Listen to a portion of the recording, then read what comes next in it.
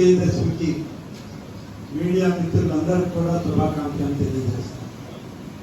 మీ ద్వారా యావత్ ఆంధ్రప్రదేశ్లో ఉన్నటువంటి ప్రతి ఒక్కరికి ఈ యొక్క హిందూ ధర్మాన్ని, సనాతన ఆచారాలని పాటించే ప్రతి ఒక్కరికి హిందూ పండుగల్లో వచ్చే ప్రతి కార్యక్రమం వారికి అందాలి, సత్ఫలితాలు రావాలి, కుటుంబాలు సంతోషంగా ఉండాలి, అందరికి కూడా మంచి జరగాలని చెప్పి వారందరికీ కూడా భగవంతుని ఆశీస్సులు ఉండాలని చెప్పి, అమ్మవారి యొక్క దీవెనలు ప్రతి కుటుంబానికి ఉండాలని చెప్పి ఈరోజు ప్రార్థిస్తూ అందరికీ అమ్మవారి ఆశీస్సులను అందిస్తూ ఈరోజు మాట్లాడుతున్నాను. ముఖ్యంగా రాష్ట్ర దేవాదాయ శాఖ గడిచిన 5 సంవత్సరాల్లో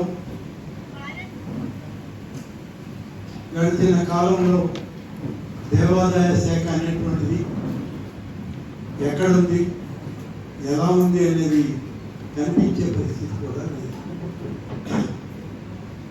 దేవాదాయ శాఖ గురించి ఆలోచిస్తే ఆనాడు జరిగినటువంటి అస్తవ్యస్త పరిపాలనలో భగవంతుడికి కూడా ఈ రాష్ట్రంలో రక్షణ లేదు, భగవంతుడికి కూడా ఈరోజు భద్రత లేదు అనే రీతిలో పరిపాలన సాగింది. రామతీర్థం లాంటి పవిత్రమైనటువంటి ఆలయాలు, శ్రీరామచంద్రుల యొక్క విగ్రహానికి శిరచ్ఛేదం, అంతర్వేది లక్ష్మీ నరసింహస్వామి ఆలయంలో రథం కాల్చివేత, ఇవాళ నవరాత్రులు జరుగుతున్నాయి, పండుగ వాతావరణంలో విజయవాడ వెలిగిపోతూ ఉంది.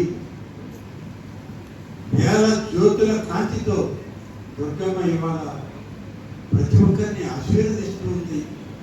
కానీ ఆమె రక్షణకి, ఆమె ఆలయంలో ఉన్నటువంటి వెండి సింహ వాహనాలు మాయమైపోయాయి.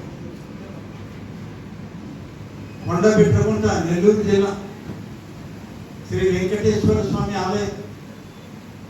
ఆలయంలో రథం దగ్ధం కావడం, అలాగే నాయుడుపేట నేషనల్ హైవే పక్కన ప్రతిష్టాత్మకంగా నిర్మించినటువంటి అభయాంజనేయ స్వామి యొక్క ఆంజనేయ స్వామి విగ్రహంలో భాగమైనటువంటి స్వామి తోకని నరికివేయడం, ఇలాంటి దుస్సంఘటనలు ఎన్నో జరిగాయి. హిందూ ఆలయాల్లో పవిత్రత లేదు, హిందూ ఆలయాలకు పవిత్రత చేయకూడదు అనేటువంటి విధంగా హిందువుల మనోభావాలు దెబ్బతీయడం, హిందువుల యొక్క ఆచార వ్యవహారాల్ని దిగజార్చడానికి, భక్తి భావాన్ని చెడగొట్టడానికి, చెదిరిపోయేటట్టు చేయడానికి అనేక దుర్మార్గాలు, దుర్కార్యక్రమాలు గతంలో జరిగాయి. ఈ ప్రభుత్వం కూటమి నాయకత్వంలో